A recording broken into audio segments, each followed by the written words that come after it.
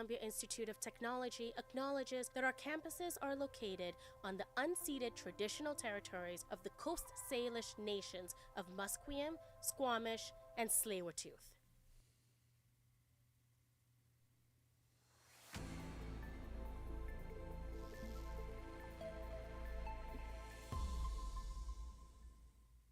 Good morning, listeners. I'm Emma Bolsner. Before we get into your 10:30 news headlines, producer Jenny Sung will share what our reporters are chasing this morning.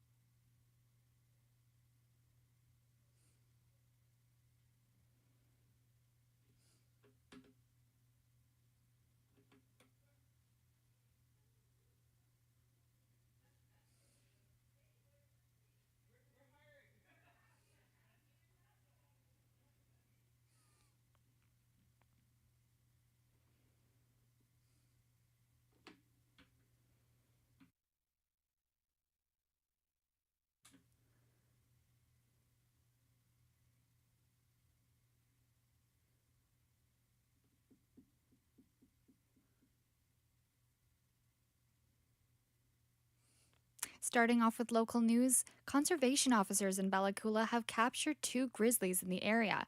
There is no confirmation as to whether one of those bears were involved in the incident on Thursday, when students and teachers were attacked by a bear. People are encouraged to avoid the area where the attack happened. And Federal Energy Minister Tim Hodgson says Ottawa will be talking to the BC government about a potential new pipeline. BC Premier David Eby expects BC and coastal First Nations to participate in the proposal, requiring an exception to the tanker ban on the North Coast. And November is Prostate Cancer Awareness Month. Reporter Aiden Singh has more on the importance of early detection. Austin Zimmer is a support manager with the Prostate Cancer Foundation of Canada, and he's heard all the jokes imaginable.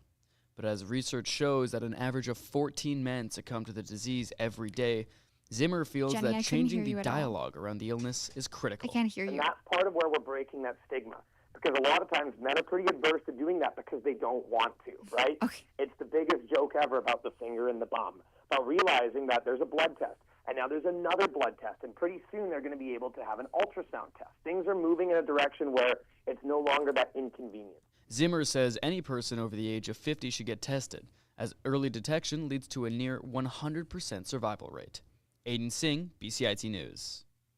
And today marks 1 month until Christmas, which means lots of shopping. Canadian shipping company Purolator expects to receive around 52 million packages across Canada through to December 24th. That is about 1.3 million packages each day and is up significantly from 2024, with Purolator only handling 43 million packages last year. And south of the border, American airports are expecting their busiest Thanksgiving in 15 years, with over 360,000 flights scheduled after the government shutdown. Travelers are encouraged to arrive early and prepare for weather delays. And a tornado north of Houston overnight has damaged over 100 homes. There are no reported injuries, but the tornado has uprooted trees and downed power lines. Heavy rain and thunderstorms are expected, impacting some residents' Thanksgiving plans on Thursday. And in Kyiv, Russia launched a wave of attacks overnight, killing at least 7 people. ABC News chief foreign correspondent Ian Pinnell has the latest. Overnight, an intense barrage of Russian missiles and drones raining down on the Ukrainian capital for more than 6 hours as negotiations intensify between the US, Russia and Ukraine. Officials are saying Russia targeted power stations. 2 residential buildings also hit. In Paris, 4 more arrests have been made in connection to the Louvre jewel heist. 2 men and 2 women have been taken into custody. The stolen jewels have not been recovered, including a diamond and emerald necklace given by Napoleon to Empress Marie-Louise. ABC's Tom Soufi Burridge has more from Paris. Police are now saying they made 4 arrests this morning, but crucially, one of the 4 arrested this morning on the outskirts of Paris is, they believe, one of the 4 suspected robbers from the Louvre. The other 3 suspects who carried out that robbery are already in police custody, police say, and have been charged with gang-related robbery. And now to weather. Drizzling this morning with heavy rain beginning at noon. Today's high is 5 degrees. Tomorrow, cloudy with periods of rain, high 9. Those are your news headlines for 10:30. Thanks for tuning in and staying informed. I'm Emma Bolsner, and you're listening to BCIT's The Crow.